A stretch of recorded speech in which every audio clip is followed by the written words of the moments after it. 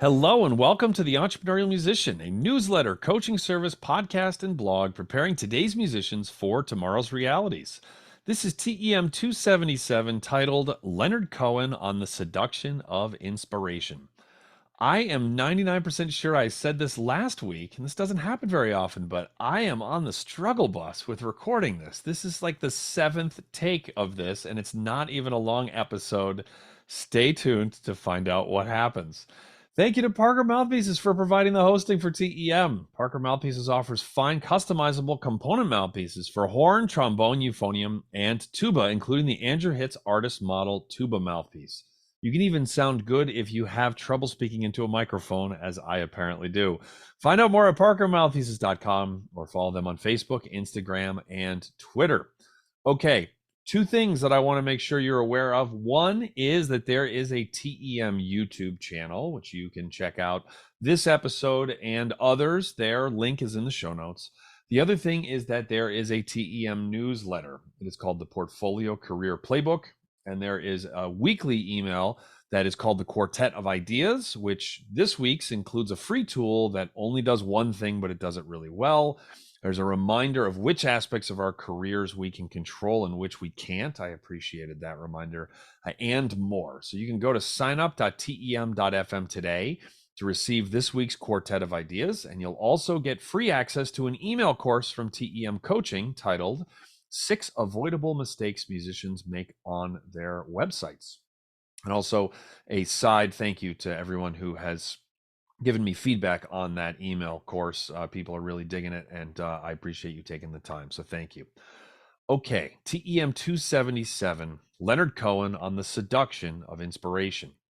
I recently stumbled upon this quote from Leonard Cohen, and it didn't speak to me, it screamed at me. Quote, "My immediate realm of thought is bureaucratic and like a traffic jam. My ordinary state of mind is very much like the waiting room at the DMV. Or, as I put it in a quatrain, the voices in my head, they don't care what I do. They just want to argue the matter through and through." So to penetrate this chattering and this meaningless debate that is occupying most of my attention, I have to come up with something that really speaks to my deepest interest. Otherwise, I just nod off in one way or another. So to find that song, that urgent song, takes a lot of versions and a lot of work and a lot of sweat. But why shouldn't my work be hard? Almost everybody's work is hard. One is distracted by this notion that there is such a thing as inspiration, that it comes fast and easy. And some people are graced by that style. I'm not. So I have to work as hard as any stiff to come up with the payload. The first headline here is that even a prolific singer-songwriter, novelist, and poet at the level of Leonard Cohen has a brain that feels like a bureaucratic traffic jam. How great is that language? It's awesome. What a description. I can so relate to my mind feeling like a waiting room at the DMV. There's 100 things to focus on in any given moment, and frequently none of them are even worth focusing on, yet they all compete for my attention. I, of course, know that really successful artists like Leonard Cohen are just like you and me, but it's still nice to get a reminder every once in a while that their struggles are the exact same as my own. And then he gives us some valuable advice, how he penetrated the chatter in his head. He found something that really spoke to his deepest interest. It is so imperative to do work and produce art that matters to us. In this quote, his version of coming up with something that really interests him deeply is writing a lot of songs until he finds one that feels urgent. He notes that that takes a lot of versions. He doesn't say that takes a lot of thinking. He stresses the doing.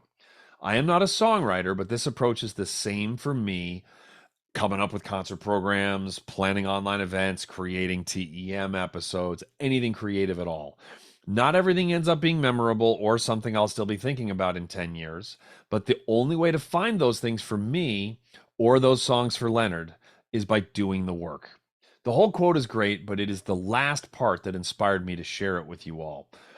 One is distracted by this notion that there is such a thing as inspiration, that it comes fast and easy.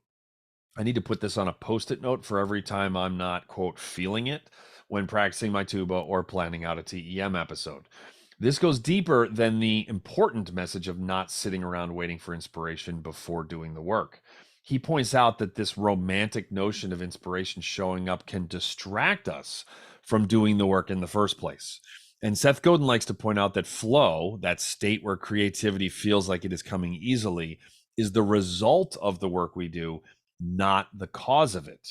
You can see how this distraction that causes us to wait for inspiration when action is what's going to lead us to feeling inspired is a recipe for not doing squat. So don't fall for this romantic notion that inspiration is going to visit you. Instead, work hard for your payload, as Cohen calls it here, because it's almost certainly not showing up otherwise. Okay, this week's quote is from author Wade Davis. Quote, "Despair is a failure of the imagination. There will be times in your career as a musician that you will feel despair. An idea you were in love with doesn't quite come together how you want it to. You stop getting called for a great gig you've been playing for years. You face criticism for your art and it feels incredibly personal. It's not a question of if, but a question of when some version of these type feelings will show up. The challenge is not to feel despair, or if you do, feel it as briefly as you can. The challenge is using your imagination to move forward. And it's not to figure out the next thing that will work for sure. It's to figure out something that might work and then get started on it as quickly as you possibly can. I used to think the goal was completely avoiding emotions like despair, but I've come around. They are inevitable. The challenge is how quickly I can rebound into acting my way out of that feeling, and I'm happy to report I'm getting better at that as I get older and with more practice. Okay, thank you to everyone for listening, subscribing, leaving a rating and a review on Apple Podcasts or wherever you get TEM, and simply for your attention, the most valuable commodity any of us have to give. TEM is produced by myself, Andrew Hitz, and is a part of the Pedal Note Media Podcast Network. The theme music for TEM is played by Ben Barron, Rich Kelly, Daniel Lapel, and myself, Andrew Hitz. For show notes, the TEM blog, and to learn more about TEM coaching, please visit our website, tem.fm. You can also find us on Facebook, Instagram, Twitter, and YouTube. And also, go ahead and sign up for the newsletter. And that's going to do it for the latest episode of The Entrepreneurial Musician.